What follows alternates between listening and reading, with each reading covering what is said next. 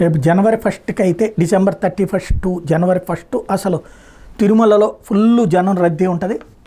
ప్రస్తుతం అయితే ఇంద్రకీలాద్రి విపరీతమైన రష్తో ఉంది. విజయవాడ దుర్గగుడి భవానీల దీక్ష విరమణలతో విజయవాడ మారుమోగిపోతుంది. ఎక్కడ చూసినా కాషాయం కనబడుతుంది. చేతిలో దీపాలతో కనబడుతున్నటువంటి వాళ్ళు, జై భవానీ నినాదాలతో కనబడుతున్నటువంటి వాళ్ళు పెద్ద సంఖ్యలో ఉన్నారు.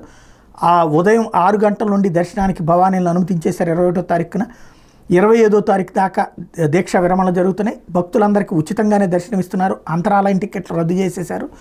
ఆర్జీ సేవలు నిలుపు చేసేశారు. దాదాపుగా 3 గంటల నుండి తెల్లారుజామున 3 గంటల నుండి రాత్రి 11 గంటల దాకా దర్శనాలకు అనుమతిస్తున్నారు.